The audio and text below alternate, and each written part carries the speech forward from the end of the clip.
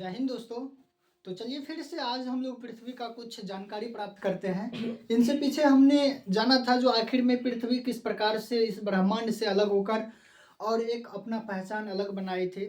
तो आज हम लोग जानेंगे जो आखिर में ये पृथ्वी जो आग का धधकता हुआ गोला था, जिसमें अंदर कई सारे मैग्मा भरी हुई थी, पृथ्वी पे पूरी तरह से आग लगल था। तो आखिर में ये किस प्रकार से आग ठंडा हुआ और यहाँ पर सबसे पहले जीवन की शुरुआत किस प्रकार से हुई और हमारी इस पृथ्वी पे डायनासोर का राज आखिर में आया कैसे। तो चलिए दोस्त समझने का प्रयास करते हैं। दोस्त बता दें कि जैसे ही ब्रह्मांड की उत्पत्ति हुई थी और ब्रह्मांड के उत्पत्ति होने के कारण से जो महाविस्फोट का सिद्धांत दिया था बेल्जियम के पादरी, उन्होंने जो कहा था उनके आधार को मानते हुए ये जो ब्रह्मांड की उत्पत्ति हुई थी और ब्रह्मांड के उत्पत्ति के बाद जो हमारा सूर्य मंडल का निर्माण हुआ था, जिस कारण से जो है दो बड़े बड़े ताराओं के बीच टक्कर हुआ और ये जो सौरमंडल के निर्माण हुई थी, इस निर्माण में जो है बहुत सारे ग्रहों और उपग्रहों का निर्माण हुआ था। उसमें से एक ग्रह हमारा पृथ्वी भी था और उस टाइम पे जो है पृथ्वी पे आग का धधकता हुआ गोला था। तो आखिर में कैसे जीवन यहाँ पर शुरुआत हुई दोस्त, ये कोई एक दो दिन का परिवर्तन नहीं बल्कि कई लाखों और कई करोड़ों वर्ष का ये परिवर्तन देखने को मिलता है। जैसे ही हमारा पृथ्वी वे सूर्य से कुछ दूरी बनाती है तो यहाँ पर धीरे धीरे करके कभी सूर्य का रोशनी और कभी बहुत सारे ऐसी चीज़ों से यानी अवगत होना पड़ा, जिस कारण से पृथ्वी को आज इस प्रकार से आप देख रहे हैं। इसके पीछे कुछ विशेष लॉजिक तो नहीं कहे, बहुत करोड़ों वर्ष पहले की बात है जब हमारा पृथ्वी सौरमंडल से अलग होकर और एक अपना अलग अस्तित्व दिखने लगा था। दोस्त पृथ्वी पे जो है कभी कभी ऐसा होता था कि इतना ज़्यादा सूर्य की किरणें पड़ती थी जो पूरी तरह से पृथ्वी को तपा देती थी, और कभी ऐसा होता था जिस कारण से पृथ्वी ठंडा होती थी और फिर वे आग को शांत कर देता था। यही नियंत्रण प्रक्रिया लगभग करोड़ों वर्ष तक चलती रही, जिस कारण से ये लाखों करोड़ों वर्ष की प्रक्रिया धीरे धीरे पृथ्वी को एक अलग रूपरेखा देना प्रारंभ किया। और ये नियंत्रण प्रक्रिया चलने के कारण से कभी धूप तो कभी यानी कभी धूप ज़्यादा आता था तो कभी बर्फ की बारिशें होती थी, तो कभी कुछ इस प्रकार से धीरे धीरे इस पृथ्वी पे देखने को मिलने लगे। और बहुत करोड़ों वर्ष लगा इस परिवर्तन को होने में, जब पृथ्वी एक नई रूपरेखा में परिवर्तन होने लगा। कई करोड़ों अरबों वर्ष के बाद जो है हमारा पृथ्वी वे जो ऊपर में जो धधकता हुआ आग का गोला था वह धीरे धीरे नीचे बैठने लगा और धीरे धीरे पूरी तरह से आग नीचे दब गया। और अभी वही जो आग जो नीचे में है, जो अभी ज्वालामुखी विस्फोट होता है, वही प्लाज्मा जो बाहर आता है, तो वही धधकता हुआ आग का गोला उसी प्रकार का था हमारी पृथ्वी पे। फिर कई सारे उल्काएँ गिरने लगी, कई सारे उल्का गिरा, जिस कारण से पृथ्वी पे उल्का गिरने के कारण से समुद्र का निर्माण हुआ, कई सारे नदियों सब का निर्माण हुआ, पृथ्वी का रूप रंग उस धीरे धीरे बढ़ने लगा और घटने लगा। और कई सारे उल्काएँ गिरने के कारण से हमारी पृथ्वी पे बहुत बड़े बड़े महासागरों सब का भी उत्पन्न होने लगा। धीरे धीरे पृथ्वी पे जितना भी सतह पे आग बनल था, धीरे धीरे परिवर्तन कई करोड़ों वर्ष के बाद पृथ्वी पे जो है धीरे धीरे करके पूरी तरह से वे हिम का रूप ले लिया। अब जैसे ही बर्फ बना तो आखिर में सूर्य के प्रकाश से बर्फ पिघलना शुरू किया, और जैसे ही पिघलना स्टार्ट किया तो वह जो है पूरी तरह से वे महासागरों और सागरों में जाके जल एकत्रित होना शुरू किया। जैसे ही इस पृथ्वी पे जल का अवशेष जैसे ही आया और पृथ्वी पे जल का उत्पन्न हुआ, तो वही जलीय जीव सबसे पहले, जिसको हम लोग जीवाणु विषाणु कीटाणु कहते हैं, आखिर में अगर हम बात करें तो वही जीवाणु विषाणु कीटाणु जो है इस पृथ्वी पे आज इतनी बड़ी जनसंख्या का उत्पत्ति हुई है और उत्पन्न का सबसे बड़ा जरिया है। दोस्त सबसे पहले देखिए पृथ्वी पे जैसे ही उल्काएँ सब गिरने लगी, उल्काएँ सब जैसे ही गिरने लगी तो पृथ्वी के मूल ढांचा जो गोलाकार का था उसमें कुछ परिवर्तन आने लगी। कभी गोला ऊपर से गिरता, कभी गोला इस साइड से गिरता, कभी इस साइड से गिरता, कभी इस साइड से गिरता, चारों ओर से पृथ्वी पे गोला सब आकाशीय पिंड जो कभी किधरों से भूस्खलन, कभी तो मैग्मा, कुछ न किसी चीज के कारण से जो है ये पृथ्वी का आग धीरे धीरे इनके भूगर्भ में आके जमा हो गया। भूगर्भ में जैसे ही आग जमा हो गया तो इसका जो है भूगर्भ का टेम्परेचर 6000 डिग्री सेल्सियस हो चुका है और है भी वर्तमान में। उसके बाद जो है धीरे धीरे जैसे ही पृथ्वी का सतह ठंडा हुआ तो इस पे बर्फ जमना शुरू हो गया और बर्फ जैसे ही पिघलना स्टार्ट किया तो वे एक बहुत बड़ी समुद्र की निर्माण होने लगी। आखिर में क्यों, वे तो गोला था। दोस्त बता दें कि उल्काएं जो गिरती थी ना, वे पृथ्वी पे पहले वायुमंडल का निर्माण नहीं हुआ था, क्योंकि कोई पेड़ पौधा नहीं था, जिस कारण से वायुमंडल का निर्माण नहीं हुआ था। जब भी उल्काएं गिरती थी तो धड़ाम से हमारी पृथ्वी पे आके गिरती थी, जिस कारण से पृथ्वी के सतह पे अभी जो है कहीं पर ज़्यादा गड्ढा मिलता है। जहाँ पर अधिक मात्रा में बड़े बड़े उल्काएं गिर रही थी, वहाँ पे बहुत बड़े बड़े सागरों का निर्माण होते गया और इस प्रकार से हमारी पृथ्वी पे जो है सागरों और महासागरों सबका निर्माण हुआ। धीरे धीरे भी पूरी तरह से पृथ्वी पे पूरी तरह से जो है सागरों और महासागरों से पूरी पृथ्वी पे पानी ही पानी भर गया। पूरी तरह से पृथ्वी पे पानी पानी हो गया। जब धीरे धीरे जब पानी पानी हो गया तो आखिर में अब हुआ क्या, इस जैसे ही अब पानी पानी हो गया तो सूर्य अपना प्रकाश देने लगा। सूर्य जैसे ही अपना प्रकाश देने लगा तो उससे जो है, यानी सूर्य से अभी भी देखते होंगे जो विटामिन डी की प्राप्ति होती है, उसी प्रकार से जो है जल का निर्माण हुआ। तो उसमें अभी भी आप लोगों को पता होगा जो H+O2 अभिक्रिया करके H2O का निर्माण करता है। तो हाइड्रोजन और ऑक्सीजन जल से मिलने लगा, H2+O2 जल से मिलने लगा और उधर से सनलाइट आने लगी, जिस कारण से जो है जीवाणु सब अपना जीवन यापन इस जल से शुरू करने लगा।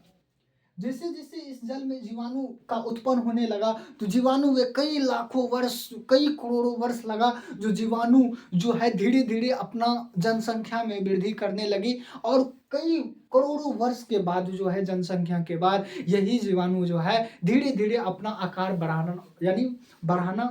प्रारंभ किया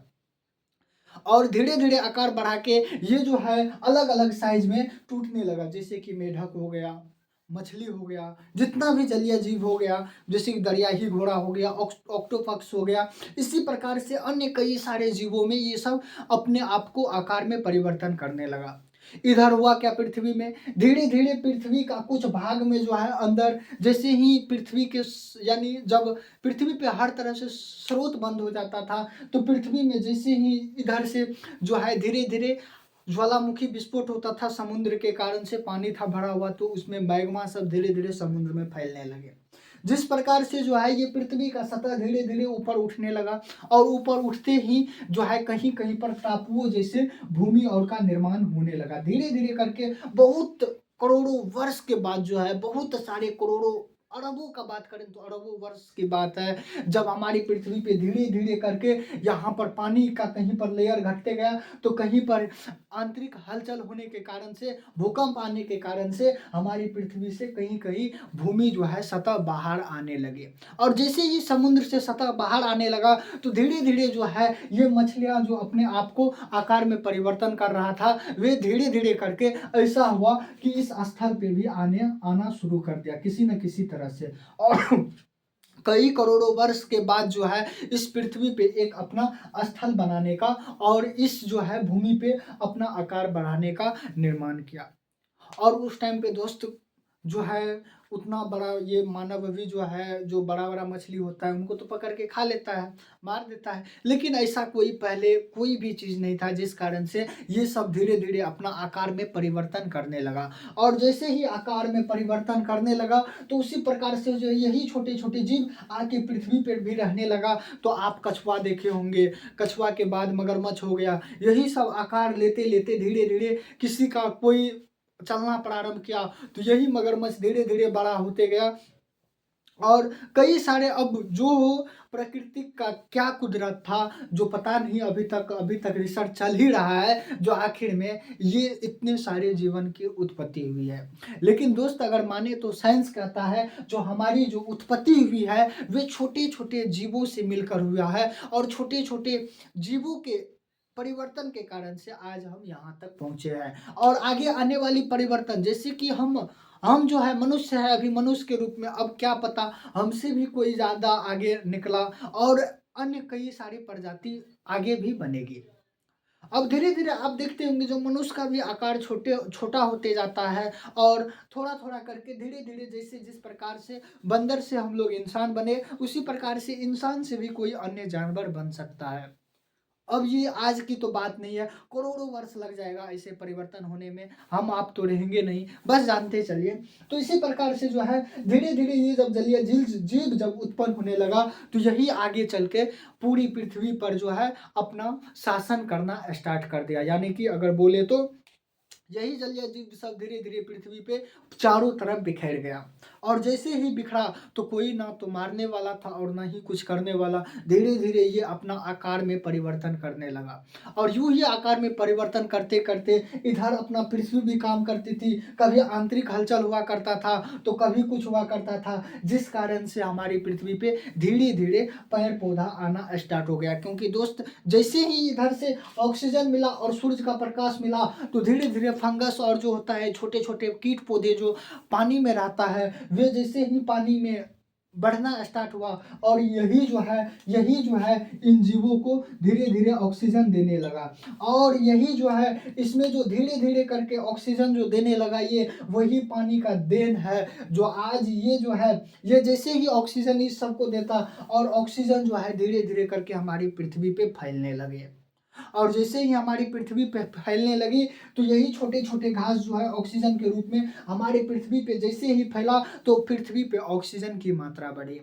और ऑक्सीजन की जैसे ही मात्रा बढ़ी, तो उस प्रकार से कार्बन डाइऑक्साइड अन्य कई सारे गैस हुआ और धीरे-धीरे यही सब पेड़-पौधे के कारण से हमारी पृथ्वी पर एक आंतरिक लेयर बन गया, जिसको अभी हम लोग वायुमंडल कहते हैं। और कई वर्षों, कई करोड़ों वर्ष के बाद जो है हमारी पृथ्वी पे वायुमंडल का निर्माण हुआ और धीरे-धीरे करके हमारी पृथ्वी पे जीवन की उत्पत्ति होना स्टार्ट हो गया।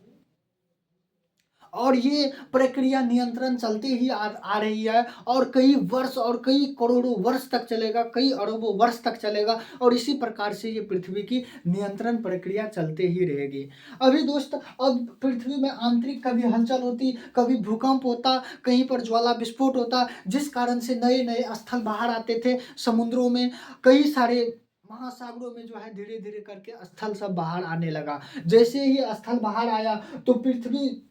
अब स्थल बाहर आना शुरू हो गया, तो उधर जो है पेड़-पौधे का भी निर्माण स्टार्ट हो गया था और जैसे ही पेड़-पौधे का निर्माण स्टार्ट हो गया, तो उसमें कुछ शाकाहारी जीव भी बनी और कुछ मांसाहारी जीव भी बनी और वही जो है पहले पृथ्वी पे पूरी तरह से जानवरों का राज चला। कई करोड़ों अरबों वर्ष तक पृथ्वी पे जानवरों का राज चला और जानवर में भी सबसे बड़ा डायनासोर का राज चला, ऐसा माना जाता है। और कई वर्षों तक इस पृथ्वी पे जो है डायनासोर राज किए। आखिर में डायनासोर की भी उत्पत्ति इन्हीं सब जीवों के मिलने के कारण से हुआ। इसका आकार में परिवर्तन हुआ, तो कोई अपने शरीर को ऐसा बना लिया कि पूरी तरह से बोले तो पृथ्वी पे अपना एक अलग ही माहौल बना के रख दिया। और आखिर में डायनासोर की मृत्यु कैसे हो गई? दोस्त कई वर्षों तक, कई अरबों वर्षों तक जो है इस प्रक्रिया को लग गया डायनासोर को जन्म लेने के लिए और पृथ्वी पे राज करने के लिए। आज आप लोगों को पता होगा, आप लोग पढ़ते होंगे जो हमारी पृथ्वी पे डायनासोर का राज था। और ये हकीकत बात है जो हमारी पृथ्वी पे पहले जानवरों का राज चलता था और अगर फिर से अगर उल्काएँ नहीं गिरती हमारी पृथ्वी पे, तो आज जो ये जानवरों का राज था, आज हम इंसान का उत्पत्ति नहीं होती। उसी प्रकार से दोस्त धीरे-धीरे करके इस पृथ्वी में परिवर्तन आते गया। अब हम जानेंगे जो दोस्त नेक्स्ट वीडियो में जो आखिर में पृथ्वी पे हमारी उत्पत्ति यानी मानव की उत्पत्ति किस प्रकार से हुई। हम लोग मानते हैं जो हम लोग बंदर का पूर्वज है, तो आखिर में बंदर और बनमानुष जो है वे आखिर में उसका उत्पत्ति कैसे हुआ? फिर से क्या हुआ ऐसा पृथ्वी पे जो ये डायनासोर की मृत्यु हो गई और पृथ्वी पे इंसान का शासन आया। तो नेक्स्ट पार्ट में हम लोग चर्चा करेंगे। इसी के साथ बस आज के लिए बस इतना ही। जय हिंद दोस्तों, धन्यवाद।